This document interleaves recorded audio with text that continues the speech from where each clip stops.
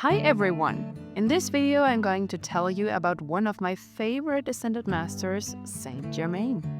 In a moment, I'll share why I am so fond of Saint Germain, but first, who exactly is this Ascended Master? You may have heard of him before because there's a lot of information posted online about him. Some of it is correct, but unfortunately, a lot of it is pure fantasy. So let's take a look and answer some of the questions you may have about Saint Germain. What does Saint Germain look like? Well, that's actually a trick question. Let me tell you why. When we make our ascension, we transcend our human form. We actually become beings of brilliant light who no longer look like humans at all. That's how we move into spiritual realms as we pursue a greater cosmic service to life. However, ascended masters who stay with Earth to work with us as teachers and tutors usually retain a semblance of a human form. The reason is that we Earthlings can then still recognize them and connect with them. After all, it's not that easy to relate to a blazing ball of light, isn't it? That's why that human form is still useful to them. Often, these beings compose a human form for themselves that not only expresses their highest identity, but also retains elements from past embodiments that our soul can recognize. So let's take a look at what Saint Germain looks like. As you may know, you'll find all kinds of images online that are meant to portray Saint Germain, and many of them are just not like this great master at all.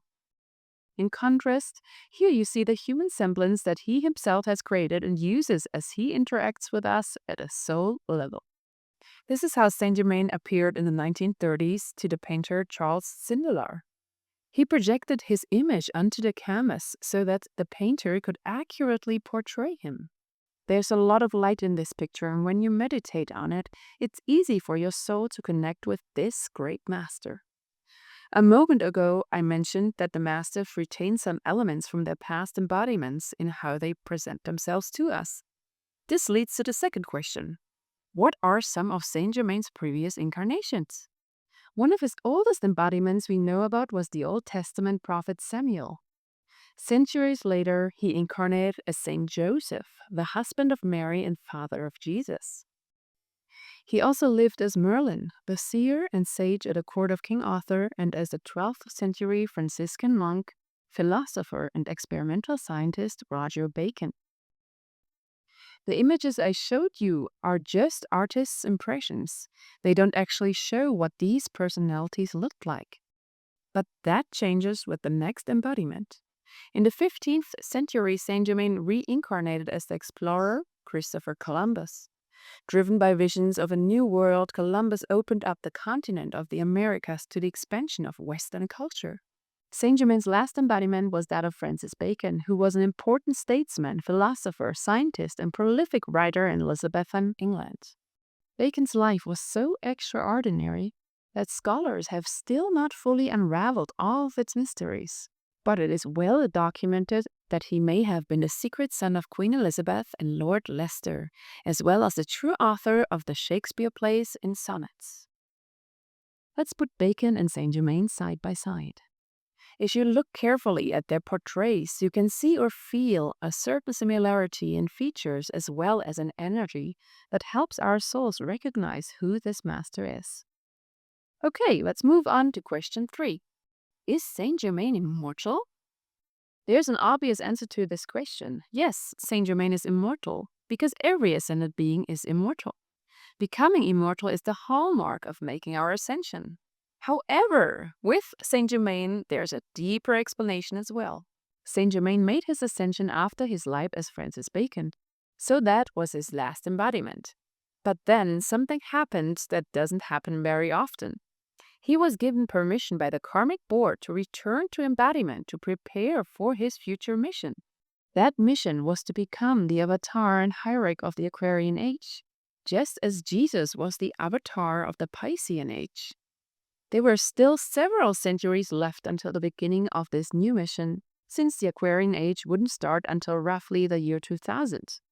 Saint Germain was given an opportunity to return to embodiment to lay the foundation for this new age and start gathering and training many souls who would later help him accomplish this mission. He chose a form that once again closely resembles some of his past embodiments. This is the Count Saint-Germain, as he called himself.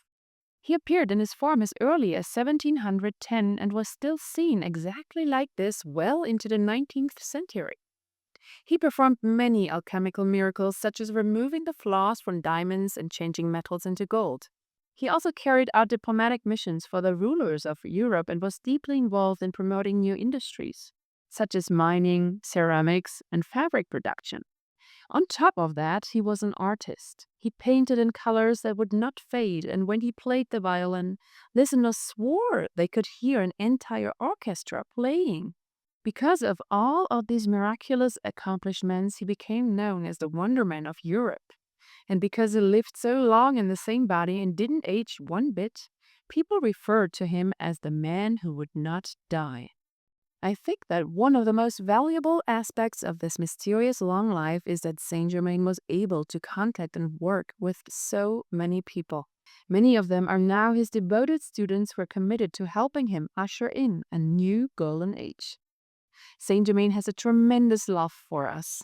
This is reflected in his name, which means Holy Brother. Even though he now occupies the high office of Hierarch of Aquarius, he's still our Holy Brother. And that is how he loves to be known by his students. Last question. Why am I so fond of Saint-Germain? There are many, many, many reasons why Saint-Germain is so dear to me. But the most important one is this. He has given us the knowledge of the violet flame. The violet flame is a miracle energy that can completely purify and transform our lives.